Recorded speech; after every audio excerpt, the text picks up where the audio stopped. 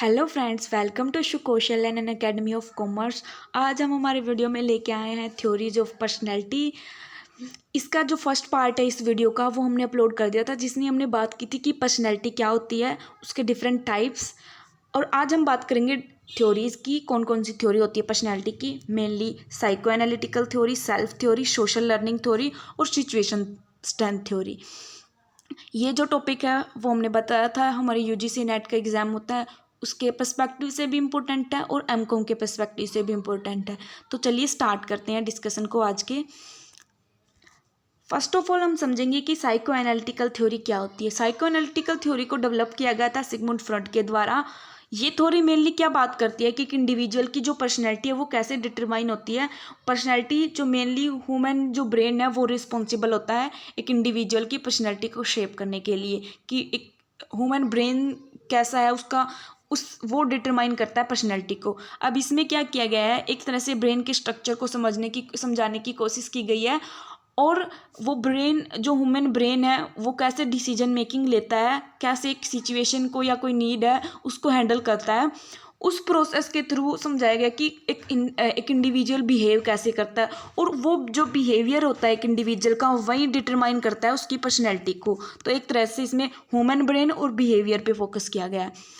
चलिए अब समझते हैं कि है क्या। इसमें जो ह्यूमन माइंड है उसको दो पार्ट में डिवाइड किया गया, कॉन्शियस और अनकॉन्शियस। कॉन्शियस यानी कि जो लॉजिक और रियलिटी को फोकस में करके डिसीजन मेकिंग ले या किसी चीज़ के बारे में सोचे, और अनकॉन्शियस जो रियलिटी को फोकस में ही ना करे, इमीडिएट किसी जो भी नीड है या जो भी प्रॉब्लम है उसको सॉल्यूशन की बात करे इमीडिएटली। मतलब एक तरह से लॉजिक और रीजनिंग ना लगाए किसी भी प्रॉब्लम को सोल्व करने के लिए, वह अनकॉन्शियस पार्ट। ठीक है। अब इस थ्योरी में क्या किया गया है कि एक जो पर्सनैलिटी सिस्टम है उसको तीन पार्ट में, मतलब एक तरह से तीन पार्ट डिवाइड किए गए हैं। वो जो तीन पार्ट हैं उनका डिफरेंट डिफरेंट फंक्शन होता है, और फिर उन तीनों के जो इंट्रैक्शन से एक रिजल्ट निकलता है। वो रिजल्ट होता है बिहेवियर, कि वो क्या बिहेव करेगा एक इंडिविजुअल। ठीक है। अब फिर उस बिहेवियर से पर्सनैलिटी डिसाइड होगी। ये क्या मतलब पर्सनैलिटी सिस्टम जो है ह्यूमन मेंटल एक्टिविटीज़ में वो क्या कौन कौन से होते हैं, आईडी, सुपर ईगो और ईगो। अब आईडी क्या होती है, आईडी जो है वो अनकॉन्शियस पार्ट ऑफ माइंड होता है। अनकॉन्शियस पार्ट जो रीजनिंग नहीं यूज़ करता, लॉजिक नहीं यूज़ करता, इमीडिएटली सॉल्यूशन की बात करता है बिना कुछ रियलिटी को ध्यान में रखे। ठीक है। तो id is the unconscious part of mind that seeks immediate gratification of biological और इंस्टिंक्चुअल नीड। इमीडिएट ग्रेटिफिकेशन की बात करता है, इमीडिएटली सेटिस्फैक्शन की बात करता है ये जो आईडी है। ठीक है। फिर आता है सुपर ईगो। सुपर ईगो क्या होता है, एक तरफ से बिल्कुल ओपोजिट होता है आईडी का। Super ego related to social और moral values. It act as ethical constant on behaviour, कि कोई भी काम मतलब कोई भी नीड है तो सारी चीज़ों को ध्यान में रखेगा, क्या उसका सोशल इम्पैक्ट होगा, क्या उसके मोरल वैल्यूज़ पे इफेक्ट होगा, एथिक्सल कॉन्स्टेंट क्या होंगे उस बिहेवियर के, उस जो एक तरह से रिएक्शन किया जाएगा पर्टिकुलर सिचुएशन पे। तो वो सारी चीज़ें, तो आईडी तो एकदम सेटिस्फैक्शन की बात करता है नीड की, लेकिन ये बिल्कुल कि इतनी सारी चीज़ों को कंसिडर करने के बाद ही फाइनल डिसीजन लेना है, तो एक तरह से बिल्कुल अपोजिट हो गए। अब इनके बीच में आता है ईगो। ईगो क्या होता है, लॉजिकल और कॉन्शियस पार्ट ऑफ माइंड। जो कॉन्शियस माइंड था पार्ट का वो होता है। तो अब ये क्या लगाएगा, कोई भी सिचुएशन है या प्रॉब्लम है उसको हैंडल करने के लिए लॉजिक का यूज करेगा, which is associated with reality principle, कि रियल सिचुएशन क्या है। ठीक है। It balance the context of real life situation. और सुपर ईगो, आईडी और सुपर ईगो को बैलेंस करता है एक तरह से। जो ईगो होता है इन दोनों के बीच में, ये एक दूसरे के अगेंस्ट थे, इनमें मीडिएटर का काम करता है ईगो। ईगो एक लॉजिकली सोचता है किसी प्रॉब्लम पे, और फिर जो रियल जो सिचुएशन पॉसिबल है एक तरह से उसको एक तरह से एक्चुअल में उसको परफॉर्म किया जाता है। तो इसमें क्या होता है, इट बैलेंस करता है ये आईडी और सुपर ईगो को। ठीक है। रियल लाइफ सिचुएशन में रियलिटी को फोकस में करते हुए और अदर्स फैक्टर्स को कंसीडर करते हुए। अब इस एग्जाम्पल से अच्छे से समझ सकते हैं। अब आईडी क्या है, आईडी की नीड अराइज हुई, I want to eat chocolate. अब इसको तो एक तरह से नीड अराइज हुई, इसको तो एक्चुअल मतलब इसी टाइम पे जब नीड अराइज हुई इसको अभी सेटिस्फाई करनी है, अभी इसको चॉकलेट चाहिए, चाहे उसका इफेक्ट कुछ भी हो इसको उस चीज़ से कोई फ़र्क नहीं पड़ता।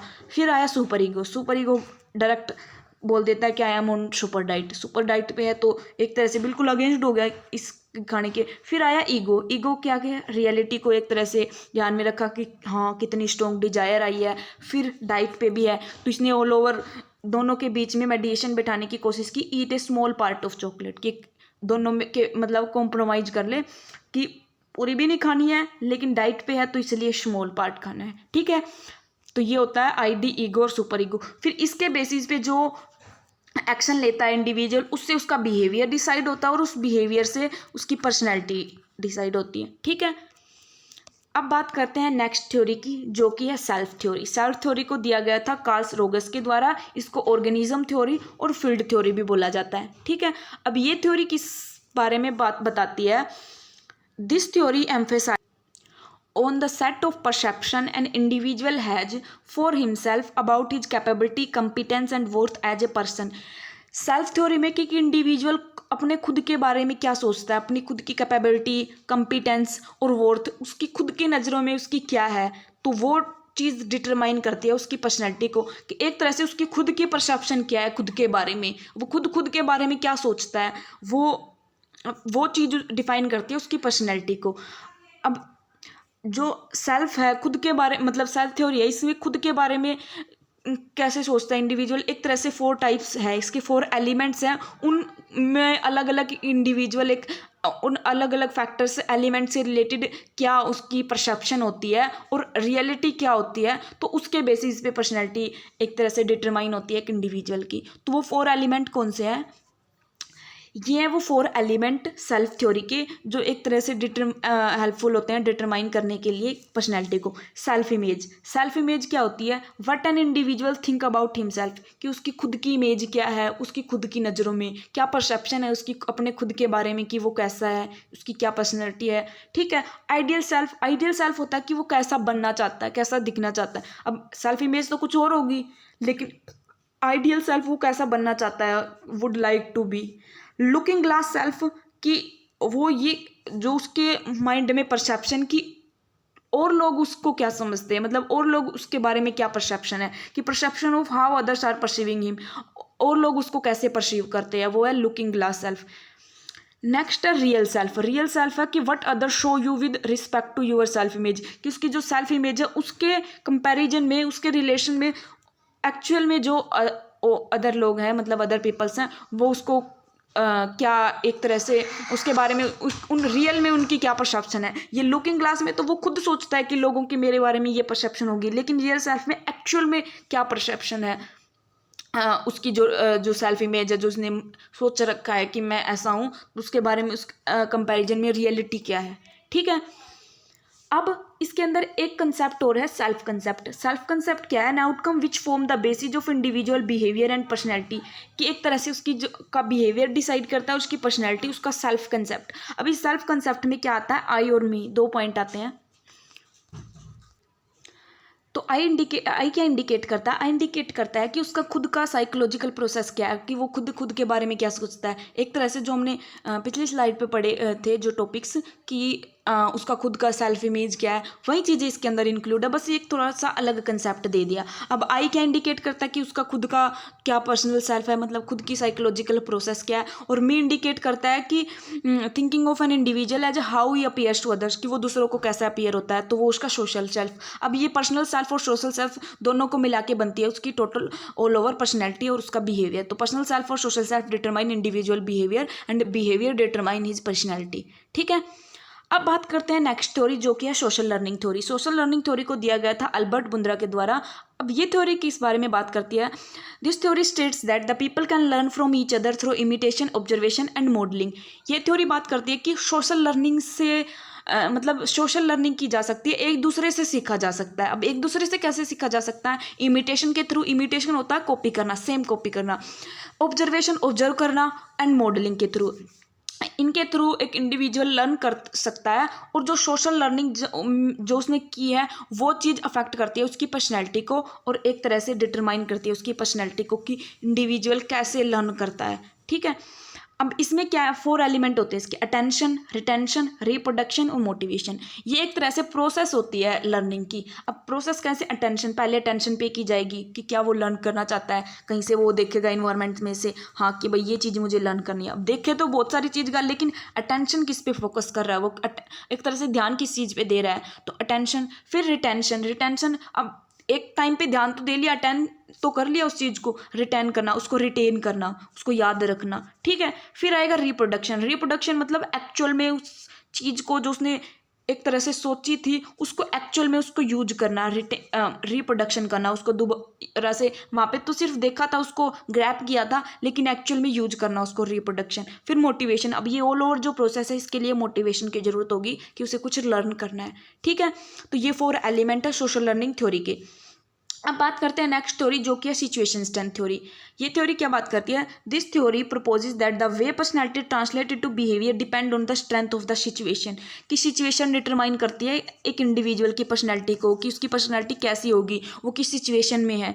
ये हमने जो फैक्टर्स पढ़े थे जो डिटरमाइन करते हैं पर्सनैलिटी को, उसमें भी पढ़ा था कि सिचुएशन अफेक्ट करती है, एक तरह से इन्फ्लुएंस करती है पर्सनैलिटी को। तो सिचुएशन स्ट्रेंथ मीन है कि degree to which norms, cues, standards dictate appropriate behaviour. कि जो नॉर्म्स हैं, क्यूज हैं, स्टैंडर्ड्स हैं, या एक तरह से किस सिचुएशन में है एक इंडिविजुअल, या किस सिचुएशन के थ्रू एक इंडिविजुअल ग्रो किया है, वो चीज़ अफेक्ट करती है उसकी पर्सनैलिटी को, ठीक है।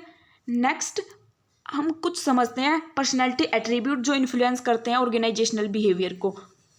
ये जो एट्रीब्यूट है इनसे काफ़ी बार क्वेश्चन आते हैं, जैसे वो ऐसे बॉक्स देके कि यहाँ पे कुछ पॉइंट लिख देंगे और यहाँ पर डिफरेंट डिफरेंट इनकी फीचर्स, इनका मीनिंग लिख देंगे और फिर उनको मैच द फॉलोइंग ऐसे करने वाले क्वेश्चंस आते हैं। इनसे 2-3 बार रिपीट हुए हैं, तो चलिए समझते हैं। फर्स्ट ऑफ ऑल होता है ऑथोरिटेरियनिज्म। ऑथोरिटेरियनिज्म क्या होता है, जो भी मतलब इंडिविजुअल इसको फॉलो करता है या एक तरह से ऑथोरिटेरिएट होता है एक इंडिविजुअल, वो उसकी क्या फीचर्स होती है, वो मेनली स्ट्रिक्टनेस, एक तरह से प्रॉपर ऑर्गेनाइज्ड स्ट्रक्चर में बिलीव करता है। जो स्ट्रिक्ट सुपरवाइजर होते हैं ना, वो होते हैं ऑथोरिटेरियनिज्म, मतलब ऑथोरिटेरियनिज्म फॉलो करते हैं वो जो है वो जो उनके वो है सुबॉर्डिनेट है, उनको ज़्यादा डायरेक्शन देने पे फोकस करते हैं, उनको लिसनिंग देम, मतलब उनको इन्वॉल्व नहीं करते अपनी प्रोसेस में, वो एक तरह से बस उनको डायरेक्शन देते हैं, उनके ओपिनियंस को सुनते नहीं है, ठीक है। और मेनली क्या फोकस करते हैं वो, रूल और रेगुलेशन पे, कि स्ट्रिक्टली जो रूल रेगुलेशन बनाए गए हैं उनसे थोड़ा सा भी डेविएशन बर्दाश्त नहीं किया जाएगा। वो कन्वेंशनल वैल्यूज़ पे अडेयर करते हैं कि जो वैल्यूज है, कन्वेंशनल वैल्यू है, वहीं उन्हीं को फॉलो करना है, न्यू वैल्यूज़ पे फोकस नहीं करते, ठीक है। और न्यू वेज पे भी ध्यान नहीं देते। फॉर्मल अथॉरिटी, कि सब कुछ फॉर्मल होगा, इनफॉर्मल के लिए कोई प्लेस नहीं होता इनके लिए, ठीक है। फॉर्मल अथॉरिटी, ये जो हमने ब्यूरोक्रेसी थ्योरी में पढ़ी थी, जो फीचर्स ब्यूरोक्रेट की, वही सेम होता है ऑथोरिटेरियनिज्म, और ये ब्यूरोक्रेसी की भी एक तरह से एलिमेंट होता है ऑथोरिटेरियनिज्म, ठीक है। अब नेक्स्ट बात करते हैं locus of control. Locus of control क्या होता है, it is the belief regarding the outcome of action. कि कोई भी आउटकम आया, कोई भी रिजल्ट आया, उस आउटकम को किसने इफेक्ट किया, ये बिलीफ। अब इसमें 2 टाइप के लोग होते हैं, इंटरनल्स और एक्सटर्नल्स। इंटरनल्स कौन होते हैं, वो उनका क्या बिलीव होता है कि जो भी रिजल्ट आया है, उनके किसी भी एक्शन का जो भी रिजल्ट आया, उस रिजल्ट पे उनका कंट्रोल है, वो अपनी एबिलिटी से, अपनी स्किल से उस रिजल्ट को चेंज कर सकते हैं, ठीक है। लेकिन जो एक्सटर्नल्स होते हैं उनका क्या बिलीव होता है कि जो भी उनके साथ हो रहा है, जो भी उनकी रिजल्ट आ रहा है, जो भी आउटकम्स हैं, वो उनके हाथ में नहीं है। ये सारी चीज़ें एक तरह से मतलब लक पे डिपेंड करती है या फेट पे डिपेंड करती है उनका, या चांसेस पे डिपेंड करती है, उनका कोई कंट्रोल नहीं है इन चीज़ों के ऊपर। तो वो होते हैं एक्सटर्नल्स। एक बार रीड आउट कर लेते हैं। Internals are those who believe that their skill ability influence the outcome of reactions, कि उनकी स्किल और एबिलिटी इन्फ्लुएंस करती है उनके जो आउटकम्स होते हैं। Externals are those who believe that some external factors, fate और चांस इन्फ्लुएंस देयर रिजल्ट, कुछ एक्सटर्नल फैक्टर्स इफेक्ट करते हैं, उनके हाथ में कुछ नहीं है। तो एक तरह से ये गुड परफॉर्मर होते हैं, ये जस्ट कुछ भी हो जाए, एक तरह से लक को, किस्मत को ही दोष देते रहते हैं एक्सटर्नल्स, ठीक है।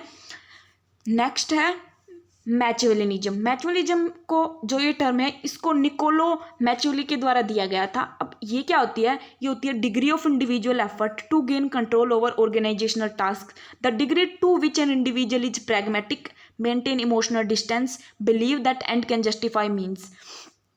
अब मैचविलिज्म कौन लोग होते हैं कि जो प्रैग्मेटिक होते हैं और इमोशनल डिस्टेंस कि वो अपने काम को अपनी जॉब में हाई परफॉर्मेंस के लिए कोई भी वे यूज कर सकते हैं, ठीक है। और इमोशनल डिस्टेंस की इमोशनल चीज़ों का उनके ऊपर कोई इफेक्ट नहीं पड़ता, उनके लिए कोई मायने नहीं रखते इमोशंस, ठीक है। और वो दूसरों का यूज कर सकते हैं अपनी एक तरह से अपना काम निकलवाने के लिए। तो इस टाइप के होते हैं ये। ज़्यादातर जो एथिक्स हैं उनको भी इतना कंसिडर नहीं करते। और जो एक ऑर्गेनाइजेशन है उसकी जो सोशल रिस्पॉन्सिबिलिटीज होती है उनको भी ये एक तरह से वेस्ट मानते हैं, उनके ऊपर भी उनमें भी इनका इतना ज़्यादा इंटरेस्ट नहीं होता। और अब ये जो इस नेचर के जो लोग होते हैं वो शॉर्ट टर्म में तो एक तरह से हायर परफॉर्मेंस अचीव कर लेते हैं, लेकिन लॉन्ग टर्म में नहीं कर पाते। क्यों? क्योंकि अब आप किसी का यूज करोगे अपने काम को निकलवाने के लिए, तो एक तरह से शॉर्ट टर्म में तो उसे को पता नहीं चलेगा, लेकिन लॉन्ग टर्म में तो पता चलेगा। तो उससे जो है ज़्यादा लोग इनको पसंद नहीं करते, और एक तरह से लॉन्ग टर्म में ये इतनी ज़्यादा हाई परफॉर्मेंस को अचीव नहीं कर पाते, ठीक है। एक बार रीड आउट कर लेते हैं। जो हाई मैक पीपल होते हैं उनकी क्या करैक्टरिस्टिक है? They manipulate more, win more, persuaded less by others and persuaded other more, कि दूसरों को परसुएड करते हैं लेकिन खुद परसुएडेड नहीं होते दूसरों के द्वारा। By manipulating others to their advantage, उनकी अपने एडवांटेज के लिए उनको मैनिपुलेट करते हैं। Win in short term in job but loss in long term because they are not well liked, उनको लाइक नहीं किया जाता। शॉर्ट टर्म में तो विन कर जाते हैं लेकिन लॉन्ग टर्म में लॉस कर जाते हैं, ठीक है। Care less about sustainability issue, sustainability issues से रिलेटेड इतना ज़्यादा केयर नहीं करते ये लोग, ठीक है। अब बात करते हैं सेल्फ स्टीम। सेल्फ स्टीम क्या होता है? फीलिंग और लाइकिंग और डिसलाइकिंग वन सेल्फ, कि सेल्फ स्टीम हम अपने आप को खुद को कितना लाइक करते हैं कितना डिसलाइक करते हैं, वो होता है सेल्फ स्टीम। अब सेल्फ स्टीम में के दो पार्ट होते हैं, एक तो जिनमें हाई सेल्फ स्टीम होता है और एक जिनमें लो सेल्फ स्टीम होता है। अब हाई सेल्फ स्टीम वाले खुद को एक तरह से लाइक करते हैं, वो खुद मतलब खुद के डिसीजन पे, अब जो हमने लोकस ऑफ कंट्रोल पढ़ा था कि वो खुद डिसाइड मतलब खुद ये बिलीव करते हैं कि उनकी स्किल एबिलिटी अफेक्ट करती है उनके रिजल्ट्स को, वो अपने रिजल्ट को चेंज कर सकते हैं अपनी स्किल्स एबिलिटीज से। तो जो हाई सेल्फ स्टीम पीपल होगा वो यही उनमें जो लोकस ऑफ कंट्रोल है वो इंटरनल होता है, ठीक है। और क्या फीचर्स होती हैं इनकी? Have a great desire for success, success के लिए ग्रेट डिजायर होती है। Believe that he possess required ability to succeed and take high risk takers होते हैं, रिस्क ज़्यादा लेते हैं। चैलेंजिंग जॉब्स को पसंद करते हैं और वो ये बिलीव करते हैं कि उनके अंदर स्किल्स हैं, एबिलिटीज हैं सक्सीड होने की। इंटरनल लोकस ऑफ कंट्रोल होता है। Give preference to pride, recognition, success और इंडिपेंडेंस, वो इन चीज़ों को प्रेफरेंस देते हैं, प्राइड को, रिकॉग्निशन को, सक्सेस को, इंडिपेंडेंस को।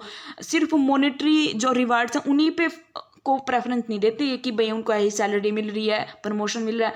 ये प्राइड को, रिकॉग्निशन को, सक्सेस को, इंडिपेंडेंस को, इन चीज़ों को भी प्रेफरेंस देते हैं, ठीक है। ये होते हैं high self esteem people.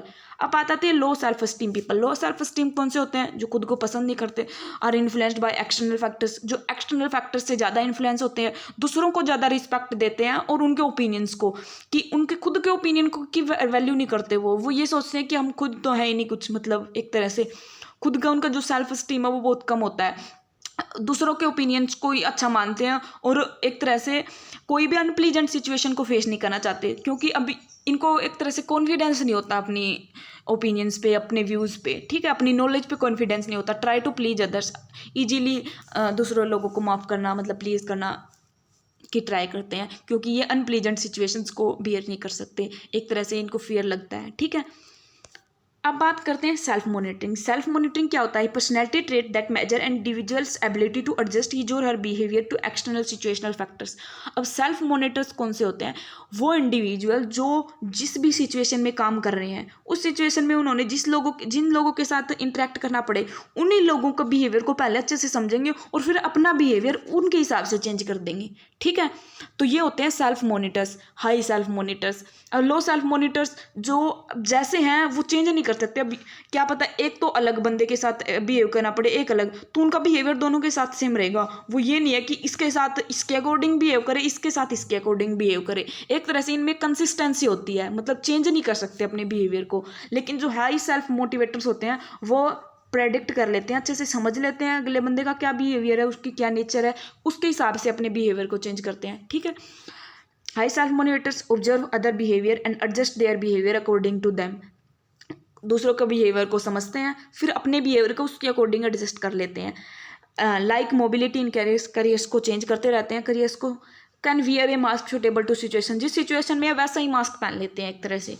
Show less commitment to organisation, organisation के लिए कम कमिटमेंट शो करते हैं, लेकिन खुद जो है वो एक तरह से रिसीव करते हैं बेटर रेटिंग। और likely to merge as a leader, जो फ्यूचर्स लीडर्स होते हैं वो या जो कोर पोजीशंस होती हैं एक तरह से एक ऑर्गेनाइजेशन में, वो हाई सेल्फ मॉनिटर्स के द्वारा ही अचीव की जाती है कि भाई वो कोई भी बंदा हो उसके अकॉर्डिंग उसके साथ वैसा ही बिहेव करेंगे। ठीक है, तो अब एक लीडर है, उस लीडर को तो डिफरेंट टाइप्स ऑफ फॉलोवर्स के साथ इंटरेक्ट करना पड़ेगा। अब सारे फॉलोवर्स का बिहेवियर सेम तो नहीं होगा, तो इस लीडर के अंदर वो एबिलिटी होनी चाहिए कि वो अलग अलग बिहेवियर के लोगों के साथ उनके अकॉर्डिंग उनकी फीलिंग्स को समझ के वैसे रिएक्ट कर सके। तो इसलिए जो लीडर्स के पोजीशंस पे अमर्ज होते हैं वो हाई सेल्फ मोटिवेटर्स से होते हैं। ठीक है, low self motivators tend to display their true dispositions attitude in every situation, कि उनका जो रियल में जो ट्रू जो डिस्पोजिशन होता है वो ही शो कर देते हैं वो एवरी सिचुएशन में। अलग अलग एक तरह से मास्क नहीं पहन सकते अलग अलग सिचुएशन के साथ या अलग अलग बिहेवियर के लोगों के साथ। ठीक है, अब बात करते हैं, नेक्स्ट है साइकोपैथी। साइकोपैथिक लोग कौन से होते हैं? A tendency for a lack of concern for others, a lack of guilt or remorse when action cause harm. This is a lack of empathetic concern for others. It is a willingness to use deceit to obtain desired result. कि एक तरह से दूसरों का use करना अपने काम के लिए और लोगों मतलब हार्म करना दूसरे पीपल्स को, और गिल्ट भी फील मत करना, गिल्ट भी फील नहीं करते ऐसे लोग।